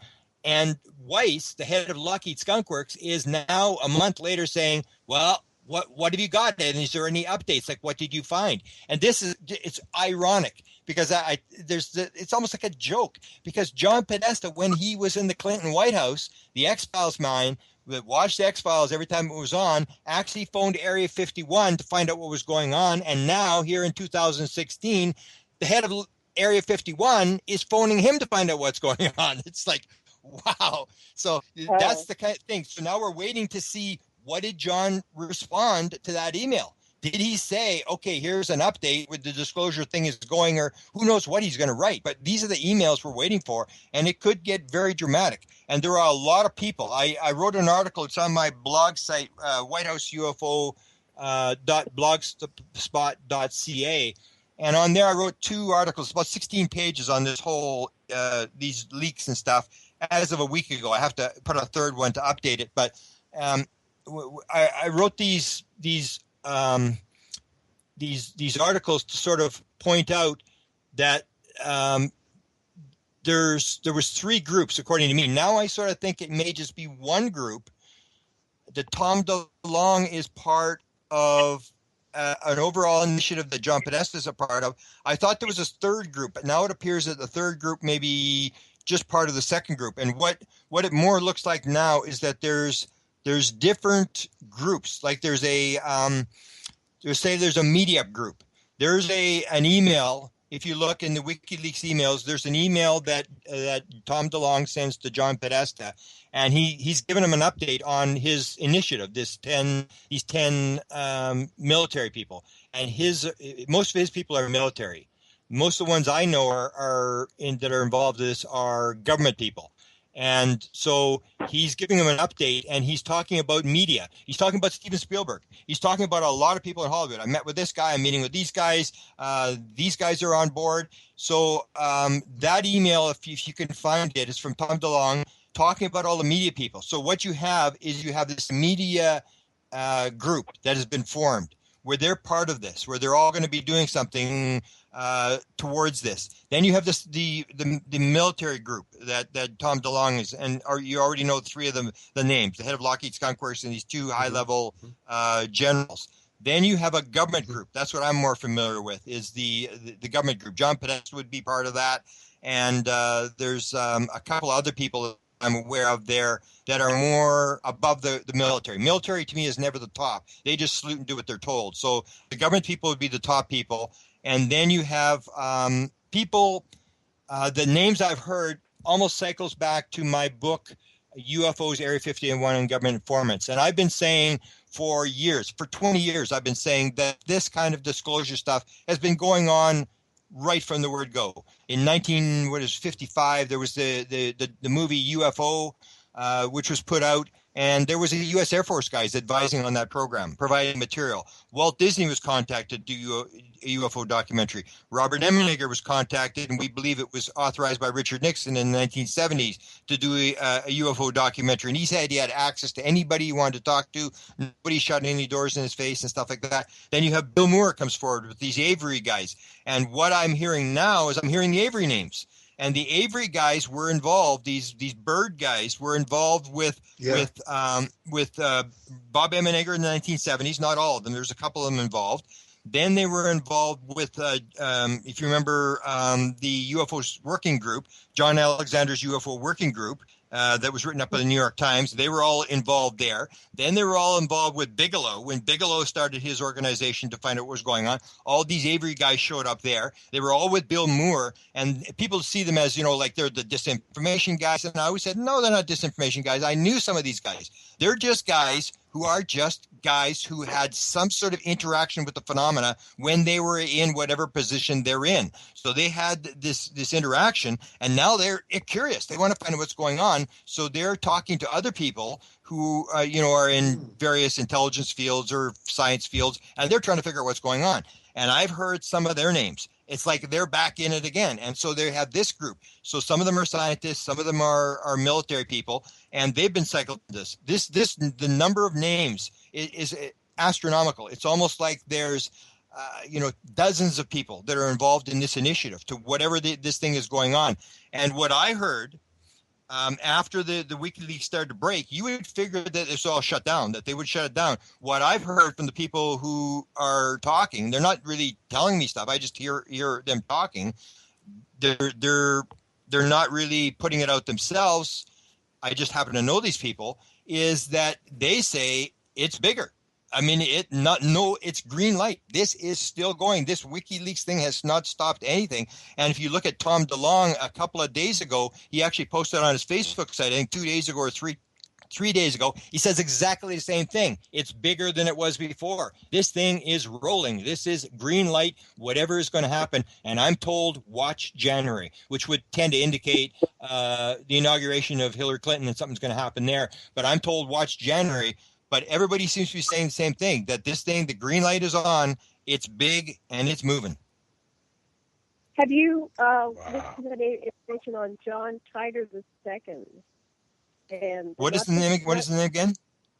John Titor II. It was John Titor on Art Bell back in the 90s, and then that was apparently some kind of disinformation or preparing for the real information with this John Titor. And anyway, he says he was a clone that was born in Dulce, and then he grew up in like Area 51, and there's a team of 4 that work together, 2 men, 2 women, and they're all clones, and they do time travel teleportation. He's been in the Nibiru. We're involved with 4 major species in a agreement: the Anunnaki, the tall whites, the reptilians, and the grays. And he says that the SRB-8 that he flies is the one with the 3 lights underneath it, and the Phoenix lights is an interstellar craft, and that they have 2 planets they've colonized in preparation for the destruction of the Earth, because he says we have gone too far and there's no way back with the pollution and the killing of the oceans and the environment. But there are other species out there, and we know besides those 4, so there probably could be intervention. But he said that he travels the future, that there's a major war in January of 2017. So there's your January. No, 2018, sorry. January 2018, which results in World War III. But he said a group went and changed it so it wouldn't happen. It's a long story. I won't go into it here. And then he said he also traveled to 2050, and there's a lot of radiation, and most human beings that remain alive are very sick, and like 2,100 humans are gone, and 2,200 all life on Earth is gone. So this is pretty radical. So this may be why, it's kind of like shit it off the pot time. We need to have this because we're dying. This planet's dying. And there are apparently teams that are going back and forth in time and working with extraterrestrials that don't want this planet to die, but we really have screwed things up in the environment, and we need to stop it right now if we have any hopes, at least in this type of paradigm, to recover. So back to you. We have a lot of information that the Anunnaki knew how to clean up radiation after the bombing of Sodom and Gomorrah and the Sinai spaceport in 2024 BCE. Enki cleared up the area around Babylon for his son Marduk. We know that the Israelis have been able to reclaim the Dead Sea, where it was very radioactive. And Mr. Kishi has ways of doing it. We have the technology, we have the help. The Anunnaki are here to help us. They're helping us. It's really the fractile of devotion to our fellow human beings and to the other beings on the planet is being activated by where we are and the wave of consciousness that ambassadors like you and Grant are sharing with us. That's my opinion. Yeah. Whether they're going to come out with that direct message, I'm not sure, because the way John has described it, even in the emails, you'll see the same thing. He says, I think the people can handle the truth. So I think it's going to be a toned down version of almost like, if you remember back in 1987, Hell put off Kit Green from the CIA and Jacques Vallée. And Jacques Vallée is involved with this initiative. You'll see that Jacques Vallée actually writes the foreword, I think, to Tom DeLonge's new book, because he has the cargo cult theory. He sort of had the before Tom DeLonge, and there's where Tom DeLonge got it from. And so I think they're going to be having a sort of a much milder version of disclosure. That almost seems to be what they've been done all along. I never see the big announcement, because it can go so bad in terms of how do you handle all the questions that come up. It's sort of like it's this drip, drip, drip thing that they're putting out. And yet I really don't know what's going on. I just know that what I've heard, and Tom DeLonge says the same thing, is they're not sort of guessing anymore. They know exactly what they're going to do. There is a plan to put this thing out. Before it was sort of like they didn't know what to do and they're delaying it. So they're using this sort of surrounding good information with disinformation to hide it and putting it out that way.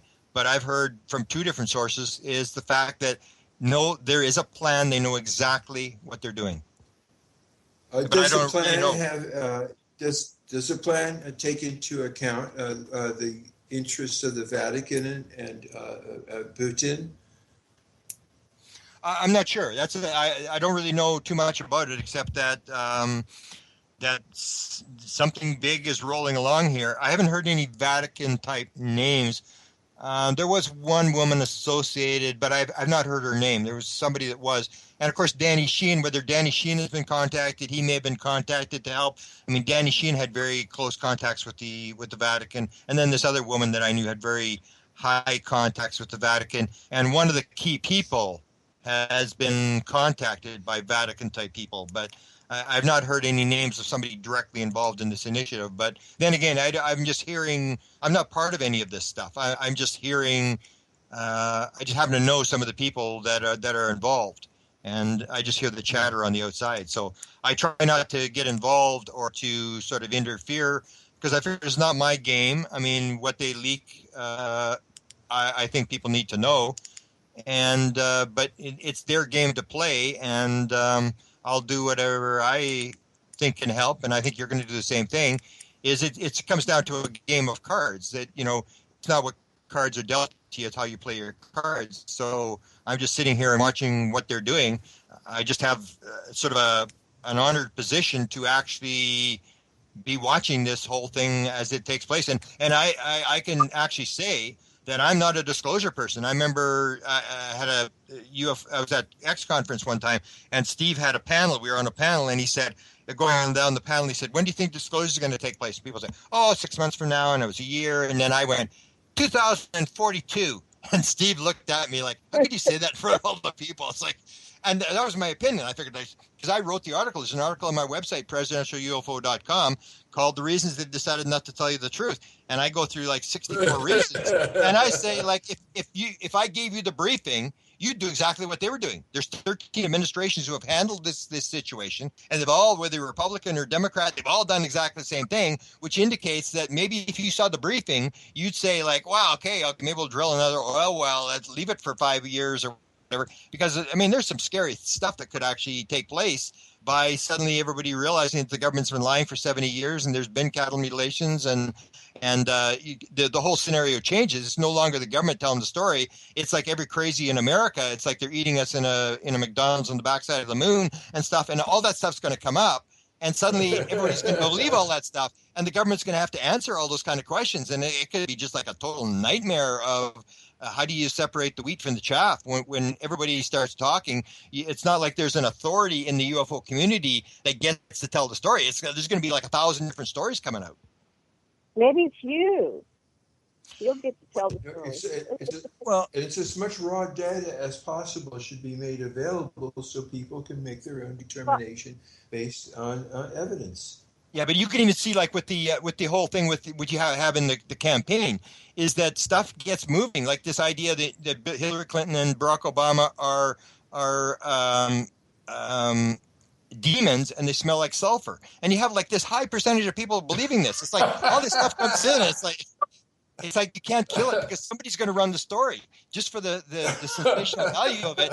And that all gets mixed in with my story and your story, where that's what I'm saying. There's no real authority that they're going to come to except as, maybe Nick Pope or, something like that. But all this other stuff is going to be printed at the same time. And it could be really kind of and that's, if you're in government, that's what you want. You want to be able to manage the situation. It's like John Podesta putting out the tweet about ask Hillary about the UFOs.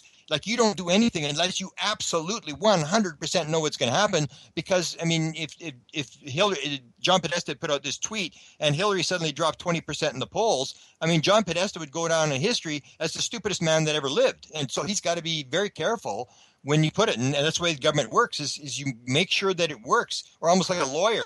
You make sure you know what the answer to the question is before you ask the question in court. And there's so many things that really aren't of any control once, every crazy theory starts getting thrown out, and they're all evaluated the same way. Yeah. So it's in a large strategy. Okay, so the big strategy, is this what Podesta is using to give a knockout blow to Trump? Well, Trump hasn't picked up on it. He does. He's like some of the media. He doesn't. There's actually a video on the internet where he's going down a line and he's signing people's hats and stuff like this. And some guy is standing there yelling, "Disclose the UFO secret! Disclose! Disclose!" And he's yelling at him, It goes on for like a minute, and Trump just totally ignores him. He just keeps going, and it's like he's not really sort of into that kind of stuff, and they really haven't gotten any mileage from it. They've only had the questions. To me, it's more of an issue that John, you got to remember, he's like this manipulating guy in the background that is like, Hillary is just a chess piece. She's being moved around like everybody else, and that Podesta is the guy that's running this game. And he's, whatever his thing is, and I always remind people that part of what he is, like, he's pretty much of a straight shooter, and he's also this, what we call a Madison man. He believes in open government. And I quote him all the time about this thing that you cannot run a democracy unless the people know what's going on. You cannot have a vote. Your vote means nothing if you don't know what you're voting on, if you don't know what the government's doing. And he's big on that. If you watch his speeches, he talks about it over and over. It's not some little, thing on they wears on a hat or something. He really believes this kind of stuff. And so that's part of his drive and this UFO thing. But to him, it's this thing, you just need to get this out. And he keeps saying it. The people can handle the truth. The people can handle the truth. And he said, you see it in the emails where he's responding to people. And but the way he's talking about it, it doesn't sound like a big thing. It's not, we got all this terrible news and it's a 1 hour news conference and this happened, we lied, and we did this, whatever. It's more of a almost like this core story that Kit Green and Hal Puthoff and Jacques Vallée put out was the core story, where there are beings here. We recovered some wreckage, and we've got some sort of idea of what's going on, and that's it. The core story. Just put the core story out. And even Kit Green, if you see, there's an interview that was done by the Mirage Men. Kit Green, who used to run the desk at the CIA, talks about this scenario. I think what they're doing is they've put out a lot of this. Kit Green says, when these guys interviewed me, he said, what would you do if you had this situation? You got to put yourself in the position of the government. Well, you'd put out these stories through Hollywood that, the aliens are eating our kids and this and that and whatever. And then when the story actually comes out, all it is there are ETs here. And everybody goes like, what? You mean they're not eating our kids? And no. Well, then what's the big deal? So, they hype it up. And that's the thing where this disinformation stuff is putting all this stuff out. And the story, that's why I think the story that Podesta is eventually going to leak is just the core story. There's ETs here and there's not much else, and hope that it sort of goes with the people and it doesn't sort of explode. But I still think it's going to explode. I can't believe it won't explode. But it's certainly going to at least say they have a technology far superior to ours, and they have this. They are not going to destroy us. Those are obviously two things everyone needs to hear. Yeah. And there's the aspects that, people think that there's a disclosure that they'll tell us everything that's going on, but they absolutely do not know what's going on. I mean, because you and I both know that there's this consciousness aspect. A lot of people are still in the nuts and bolts UFO world where they believe, it's just, ETs from some solar system that are flown through here, 5,000 years, and they're in this little tin can, and they got this little engine. If we get the engine out and put it in our SUV, we could drive around for free for the rest of our lives. And that's not what it's about. And if you get into the real aspect of this thing is about consciousness. That's how they fly the ship. That's how they get here. That's the basis of the universe. And that kind of stuff, they may understand a little bit about the back engineering of how this thing works or whatever, but the consciousness thing, there's no way. And I don't think in many ways they don't want it out, because I say that the WikiLeaks thing is almost like a reflection of the universe, that the WikiLeaks is a perfect thing if everybody did it. You put your email on and with your password, everybody puts their email and their password. This is like telepathic aliens. Like, you can't hide anything. And you can be assured that in the Hillary Clinton campaign right now, they are very careful about what they say. They are very careful about what they do, because they don't know whether they're being watched, whether their email is going to end up on the internet. And that's the situation you want. And that's the consciousness thing that I don't think they really want out. That in 1947, they did not only just recover a craft, they recovered an alien being who was talking in their heads. This is the telepathy thing that when you get a politician and you go and listen to somebody going to be president, you can actually see what they're thinking, forget about what they're saying, and all the BS disappears. You can no longer lie. You can no longer hide. And so the WikiLeaks is almost like a reflection of that. It's sort of like, everything is exposed, and this is what you want. and it's only one side is exposing it. But if everybody could expose all this stuff, that it was everybody's emails were open, you'd have a lot less corruption. You'd have a lot less of the garbage going on. The only reason that we can do evil things is because of secrecy. If there's no secrecy, that's where I always have the problem where people talk about battles between aliens. If aliens are telepathic, how can you have a battle? Because each side knows what the other side is thinking. How do you pick up on the guy? This consciousness thing is a very difficult aspect of the government when it gets down to how does this thing actually work? Because it's not. I don't think it's going to be nuts and bolts, and it may not even be alien. It may be much more than alien. And if you ask Shirley Wild about that, and I have her on I have a local group here. She's coming by Skype in my local group, and I'm going to ask her a question. I know what the answer is. And said, no, it's not alien. And she asked, and it's like this screen image type thing where, if your father comes back to you in a dream after he dies, I mean, is it your father or is it sort of a spirit being? It's not like he's not a physical being coming to you. It's like things are really not physical at their basic core. And the same with the aliens. If you have the number one being seen according to the free survey is not a gray alien, it's not an alien, it's a ball of light. It's an etheric being. So is a ball of light, sit down every morning and have bacon, eggs, toast, and coffee. This thing is not going to turn out to be physical. It's going to be or a lot less physical than we think it is. Wow.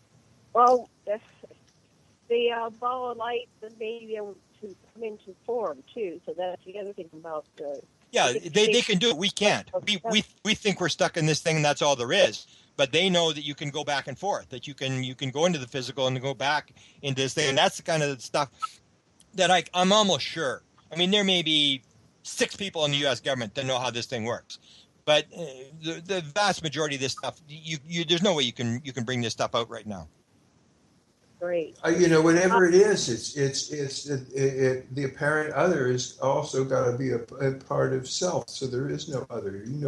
You are the alien. You can resonate the fractal within you that is that too. Yeah. And I think that's the main message of the aliens, is the oneness message. And that's what Shirley Wild will say. There's 3 messages that she was given since she was a little girl. And they kept saying, okay, Sherry, what's the number one thing? She said oneness. And she had to spiel. She had to go back to the aliens all the time. This idea of oneness, that if there's only one electron, there's only one, there's one of this, and there's no separation. And because we have a separation, the belief in separation, that's me versus you, Israelis versus Arabs, Chinese versus U.S., good versus bad. We have these sort of battles that take place. And the number one message to me of the aliens is the oneness message, that you are all leaves on a tree, and there is no evil Jewish branch, there's no evil black branch, there's no evil Chinese branch, there's no evil Arab branch. All the branches are the same. You're all the one, and quit cutting the branches of the tree off, because eventually you're going to cut all the branches off and the tree is going to die. And that to me is the number one message that they're trying to get across. Well, we created the continuum in the first place from the oneness in order to diversify existence and create experiences for when we come down to physicality. So that's one thing.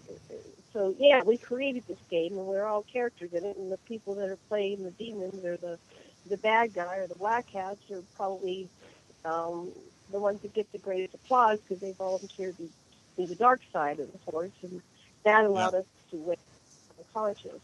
That's one thing. I regret a client about 25 years ago, and she said when she went to the death, and when she went out of body, she ran into her mirror in her bathroom. She had suicide. She had a violent death, that's what it was. And so she was surprised to be out of her body, but when she ran into the mirror, she saw a ball of light. So perhaps at her core, that's what we all are, is a ball of light. And that some of us can just materialize into 3D form, and they're more advanced. Yeah. Yeah, it's interesting stuff. I mean, I always tell people in audiences, because everybody's sort of sitting there waiting for the disclosure for the event. It's almost like, spoiled kids who have everything, who are waiting for something new. And I keep trying to impress. This is not aliens coming to bring rich Westerners more stuff. This is much beyond that. And I feel very honored to have gotten to play in this game. I mean, this is the biggest story of all times, which is what Tom DeLonge was told, where the guy banged on the table and said, this is the story of the millennium. You got to realize, And I don't think in the UFO community, people really realize the importance of this story, that this is the one that explains the reality. This is how it actually works. And that we got to play in this game, that we're in the Super Bowl. And I sort of feel sorry. I sort of sometimes talk about the people that are most critical of you, whether it's friends or relatives or whatever, and then you actually watch their life, where what they're doing or the conversations they have in get-togethers, especially the conversations and get-togethers where I'm with them, where I'll see that all everybody's doing is talking about people who aren't in the room. It's the sort of gossip. Tell me a story, so I've got a story to tell when I have coffee with my people tomorrow. And it's like this sort of people living lives of quiet desperation, and we're living in this world where, like, wow, you see the world 1,000 years ahead of time and what it's all about, and we realize we're coming from somewhere and we're going somewhere, and the rest of the world is sort of a walking around in an illusion. And then when the doctor tells them they got 6 months to live, then they scrambling around trying to figure out what's going on, and we're spending our entire life trying to figure out, the question of where did we come from and where are we going. Yeah, Okay. I think everybody is reachable, and if you take your conventional person and talk about their social mask of conventionality, ask when it came into their life and what was going on, and are there parts of them that they don't usually get out? Sometimes you can use that because you're offering them a more interesting existence. Yeah. To me, and I can't see how people don't see it as interesting.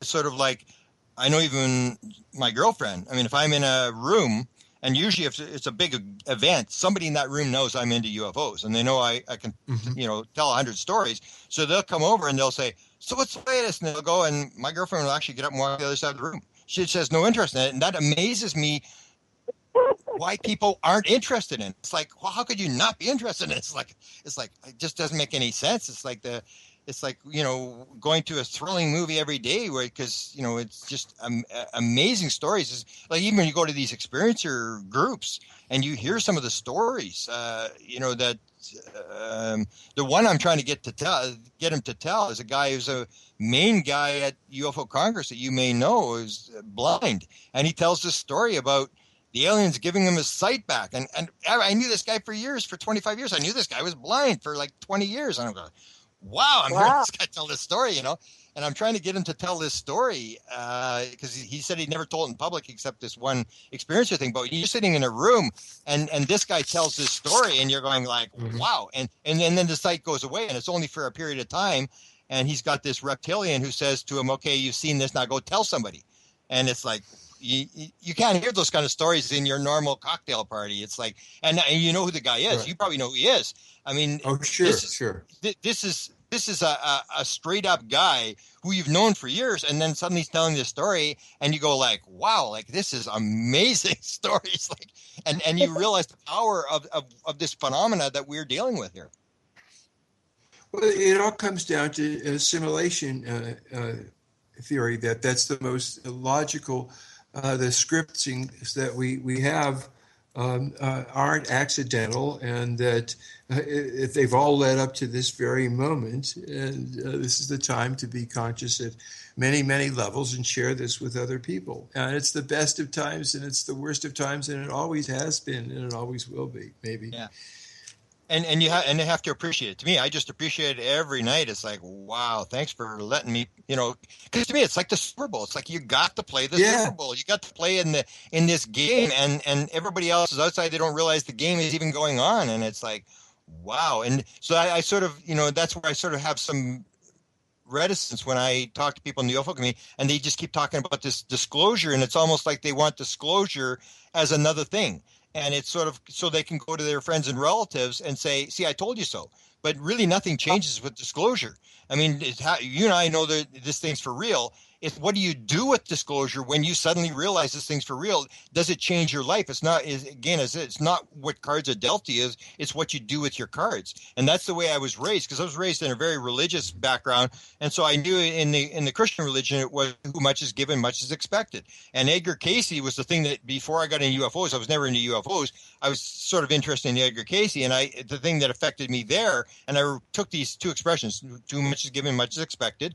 And the one where Edgar Cayce said, said, knowledge not used is sin. So you and I are in a situation where, because we have the knowledge, it's not like you get to get away with not using it. If you didn't know anything, well, then you can't expect this person to do anything. But we actually know. And so when you get disclosure, there's a big onus on the people. Okay, now you've got disclosure. What are you going to do about it? It's fine to know that they're here, but that doesn't change anything. You still got to get to go to work. And it comes down to, what are you doing with the cards that are being dealt to with you? And you and I have the card of disclosure that we know this thing's for real. And so therefore we have to do something, be appreciative of it, and do something with what we've got. Well, Yeah, when we were you know, talking about, what we've got. Go ahead, darling. yeah, when we were talking with John Titor, and he said he went to 2050, it was just common knowledge that, you know, the Earth works with these other people, and they had travel everywhere. So it was a very interesting vision, and he's very sincere. And I have no idea exactly who's got the timeline that we're on. I don't want to say the truth, because I think they all are variables that exist. Are we on that timeline that John Titor was traveling on? And so, but just listening to his story, it's kind of the attitude is, well, they're here and we work alongside them. But of course, we get great advancements in technologies and healing modalities, but I don't understand from his cosmology why they didn't have the big guns come in and clear up the environment. So there's a confusion there, so that we don't perish. So anyway, it's interesting to future pace and see, you know, imagine yourself as a, you know, when I was shown on the ship 24 potential future histories, imagine what would come along with disclosure of, you know, the different things like cures for diseases.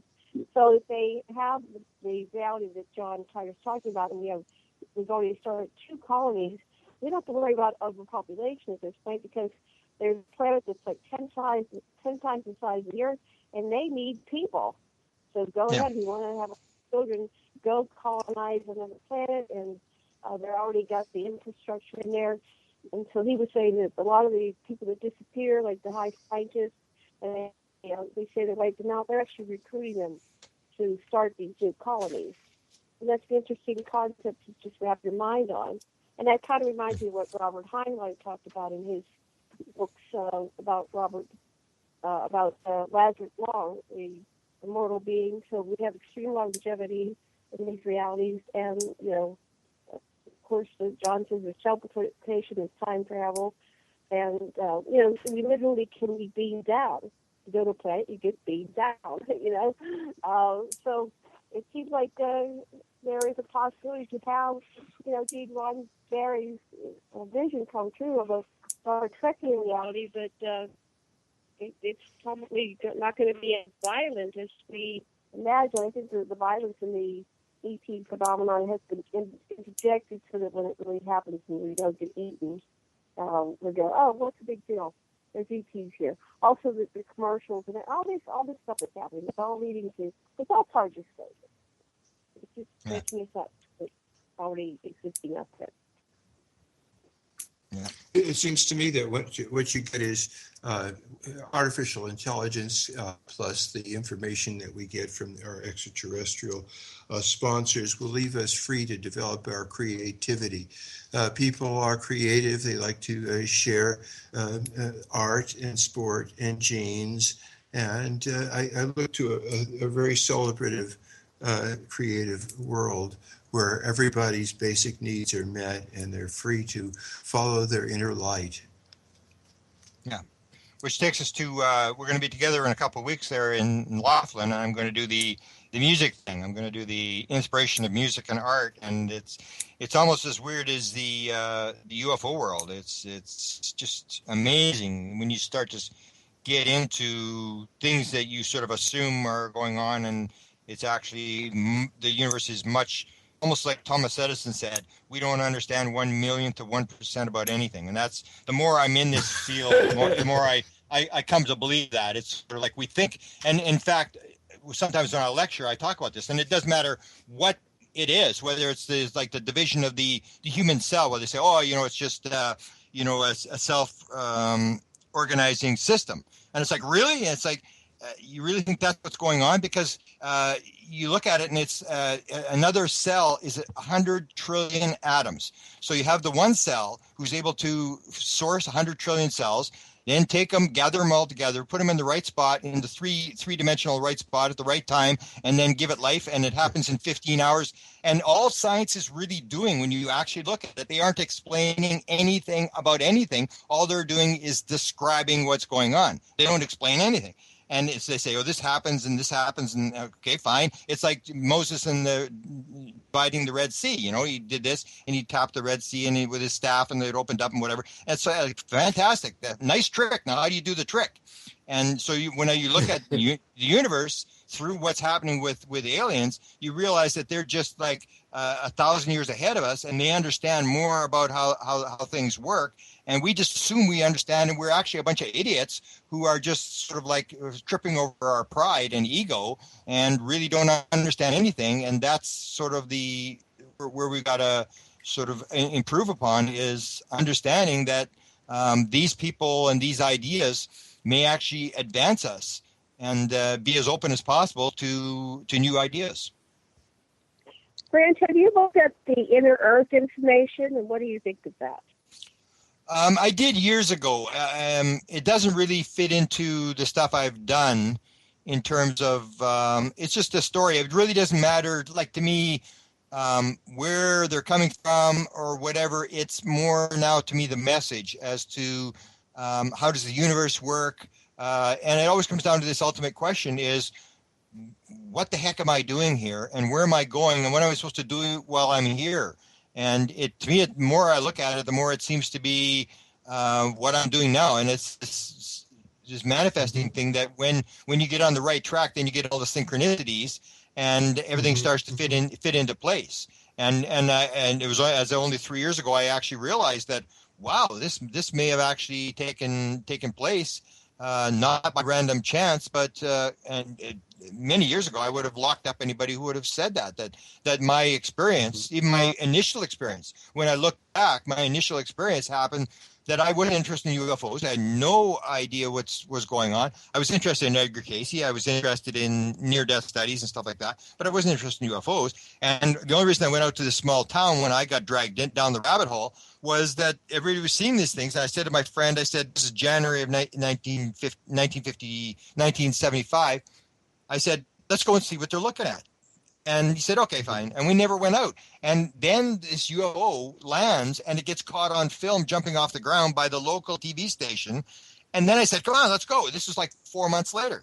And then we went out. And I think after I have this sort of download experience and revelation type thing in 2012, I look back on this and I go like, wow, I wonder if, because that's the only case I've ever heard where they actually had a saucer on the ground where they surrounded the thing, and 8 miles away, this guy's filming on a big, huge TV camera, and this thing jumps up, and they've got it all, referenced and all this kind of stuff, and 10 witnesses and a bunch of pilots and stuff. I'm going, like, this never happened before anywhere, and I'm thinking, I wonder if they did that to drag me out because I wasn't going out. And you start seeing the whole world picture of how it actually works. And I never would have thought that. And I'm thinking, wow, like, woo, it's like, it gets really sort of mysterious. And then you get into the where there's the Michael Newton of the reincarnation. And the reincarnation thing, when I lecture, I say this changes everything. If you take a look at the Moody Blues, and the Moody Blues saying, we remember before we were born that we were going to be musicians and we were going to put in lyrics into songs to raise the consciousness. And once you get that, then you start looking at abductions and you look at the UFO phenomena, and everything changes. Then this is no longer a physical problem. This is more of a spiritual problem, because the aliens, if you talk to enough experiences, it goes from life to life. It's the same alien. And so I'll ask, every time I see an experiencer now, I want to reinforce this. So I say to them, I always say the same thing. Like I said to Betty Andreasen, Betty, when 1946, and her husband, Bob Luca, had an experience in 1946, when you saw the alien in 1946 and you see it now, did it ever get any older? And she always says, no, but aliens live a long time. And it's the old idea that maybe it's not an alien. Maybe it's just a screen image, and they're projecting this to you, because aliens, everybody says the same thing. Every experiencer says, no, the alien never got any older, but the aliens live a long time. And you get this idea that it's maybe this spiritual thing and not really much alien at all, that it's changing its program as it goes from generation to generation, how it projects itself. That's interesting. Go ahead, Sasha. You want to say something? That makes a lot of sense to me. The sanskara being carried among lifetimes, of course. Yeah. Yeah. And that it's just absolutely, and then it almost gets like when you get these thing about people with the separation thing where they're saying, well, this person or this group of people is the problem, and I always want to say, I don't, because I don't want to influence their life, but I always want to say, I hope you don't believe in reincarnation, because if you think, for example, ISIS is the big problem, then get ready. I mean, you might be an ISIS growing up in your next lifetime, and then we'll see how you handle the problem, and it's almost like you understand the oneness and the reincarnation thing and realize that you may be the abductor next time. You may be, to learn these lessons, and people don't fit that into their life. They think it's like this one-time shot deal where, you need the answers right now. So we need disclosure before I die. I need to know, or whatever. And it's much more complex, almost like Edison said, we don't understand 1/1,000,000th of 1% about anything. Well, in psychology, we say the things that you can't stand in other people or that you overly admire are really just your underdeveloped self parts. So that if you can't stand, say, violent people, what you need to do, and you can't give them any empathy, is look inside of you of the part that has an impulse to violence and ask, why does it have that impulse? What does it really need? And what I find is that these terrorists are people that need love and attention and living and respect and stuff like that, because that's inside you. And then you can reach out and empathize with the apparent other.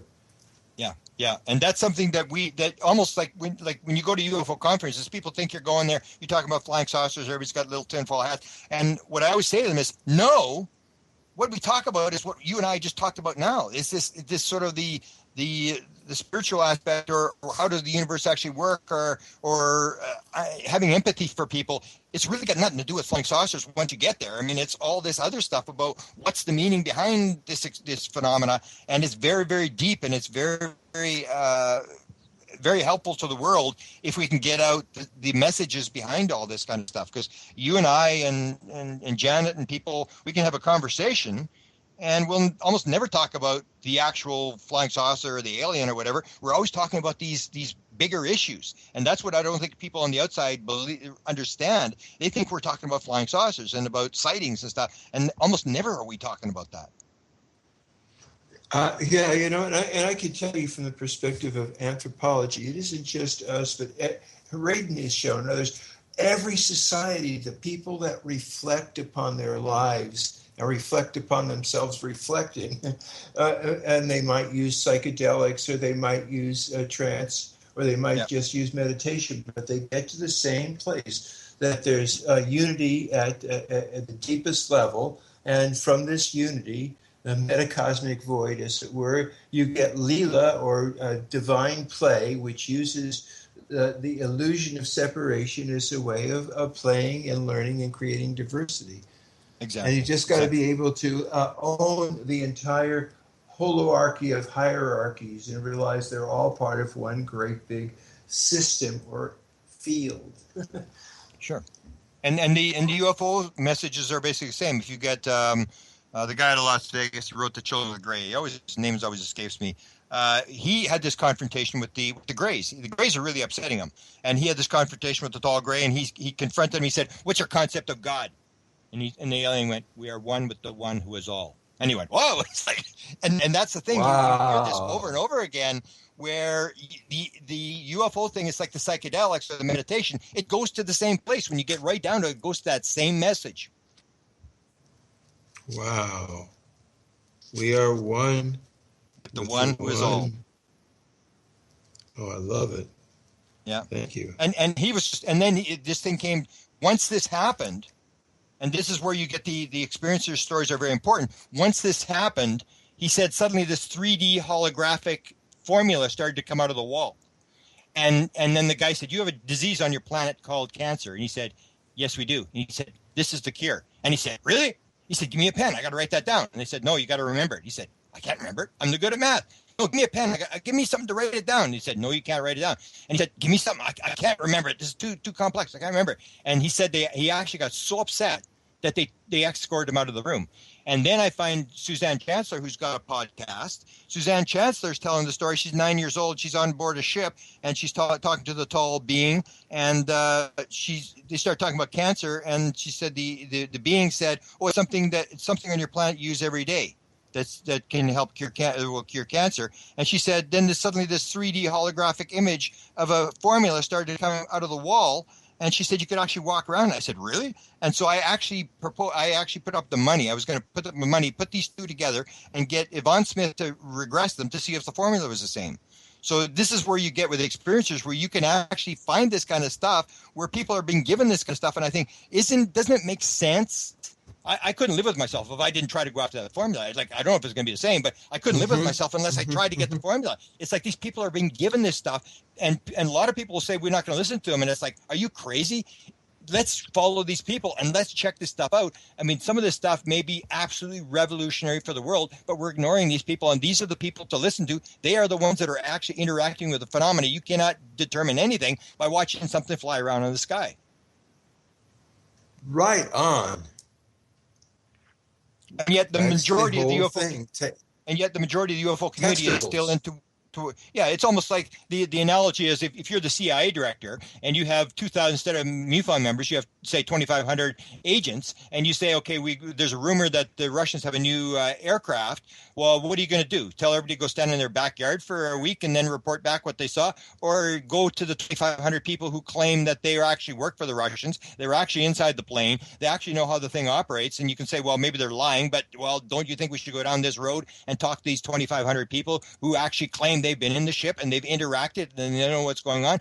To me, it's like absolute lunacy that we're not listening to these people. And yet the vast majority of the UFO community, I think, is still in the nuts and bolts thing where we got to analyze, we got to measure and stuff like that. And they won't have anything to do with these people. How can people get hold of you? And what's your book? Hello.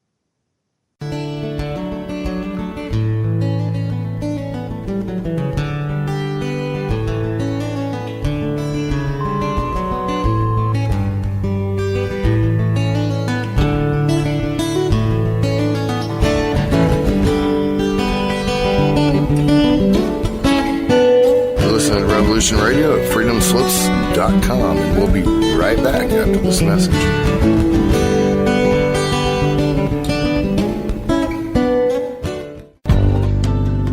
Who owns you? If you're not in control, then someone else is.